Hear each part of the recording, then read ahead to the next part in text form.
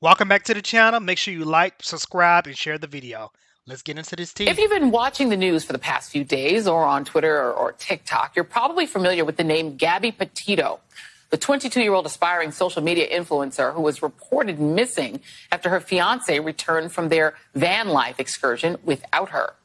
On Sunday, human remains believed to be Petito's were found in a national park in Wyoming. No family should ever have to endure that kind of pain, and the Petito family certainly deserves answers and justice. But the way this story has captivated the nation has many wondering, why not the same media attention when people of color go missing? Well, the answer actually has a name: missing white woman syndrome, the term coined by the late and great Gwen Ifill to describe the media and public fascination with missing white women like Lacey Peterson or Natalie Holloway, while ignoring cases involving missing people of color. Daniel Robinson is a young black man. He's only 24 years old, 5'8", 165, black hair, brown eyes. That's his description. His dad has hired a private investigator to find him. He's missing part of an arm. He was last seen driving away from his job site in the Buckeye, Arizona desert on June 23rd. And his case struck me because it's very similar. He's missing in the same part of the world. It's a case that it has all of that same kind of sizzle, the sort of mystery of it. This young man who just goes missing. You ask any person of color, you ask a black man if they have that sort of privilege. Ask a poor it's white not person. A privilege. No, it's hold a on. right. I know okay? that. I know, but most people don't know that, and they're not treated that way by law enforcement. Even if you think that, cops are the good guys, yeah, many times they are. But many times they aren't, especially when it comes to people of color and poor people in the society who don't have the means to be able to stand behind a lawyer. Do you think like someone who, a Don Lemon, if I wasn't who I am, they'd be like, hey, get your butt in here. What do you know about the disappearance of such and such? Why won't you talk? Oh, do you need a lawyer because you're guilty? All of that would go down. Yeah, they do that to black people, white people. They do that to a lot of people. That's what I said. This is about black people and poor people, meaning because all people are poor. They're all, not all people, but there are people of all different ethnicities who are poor. And they don't have the privilege of being able to afford an attorney who will tell them that they can't go in. What did you say to me today? Usually until you're arrested, that's when you are assigned an attorney for free. If you will. Otherwise, before then, you got to shell out some dough. Mr. Mary Chris and husband Richard Drulier have spent every day for 9 months looking for Maya Miliete. Please come and help us bring Maya home, and we need more eyes and boots out there. Their hearts going out to the family of Gabby Petito, who was the subject of an intense search in Florida. Her body discovered Sunday in a national park in Wyoming by law enforcement, who spent the weekend scouring campsites. We just wish we have the same urgency as Gabby. as Gabby.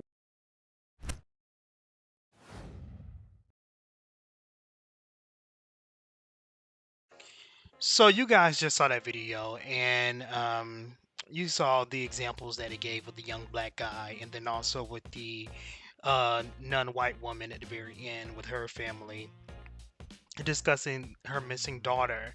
And then Don Lemon gave a good example of the type of treatment that the alleged murderer, which is Gabby's boyfriend, has received in terms of, getting an attorney and stuff because he had the means to do so. So here's my opinion about the situation. You don't want to minimize, and I don't want to minimize because someone's white or someone's of a different ethnicity, minimize their what they're going through. I know their family is like very distraught, just like anybody else's family would be if one of their loved ones goes missing. But this is a true, actual issue within this country. I didn't even hear about this boy. I've never heard his name before. I've never seen his pictures before. I've never even knew he existed until they showed his picture and stuff on Joy Reid's show. And I think Joy Reid and people who are in black media also has a responsibility as well to make sure that they are including these type of stories in their broadcasting when they are, discussing whatever's going on in the news. I know it's so much news going on, so it's hard to fit everything in there. But you know, they have the platform, her, Don Lemon, and a lot of other black newscasters. It's their responsibility to make sure they mention these people as well, just like it's the white people's responsibility. But I will say there is definitely a sense of urgency that goes along when a white woman is taken, or a white child or something like that. Oh my God, the whole world stops. You would have thought that this young girl actually being missing was equivalent to the news that we got as it relates to 9/11. It was on the TV every day. I don't have cable or anything like that. I stream everything on my TV. I only stream stuff through my Fire Stick. I get on YouTube. All I see is news videos about Gabby. Gabby. Which it needs to be discussed and needs to be pushed out to the public so they can get help to try to find the young lady. But at the end of the day, the news coverage she got, most normal people do not get that type of news coverage. And it's pretty obvious as to why as to why that happened. She is a white girl, cute white girl, and she got the news coverage.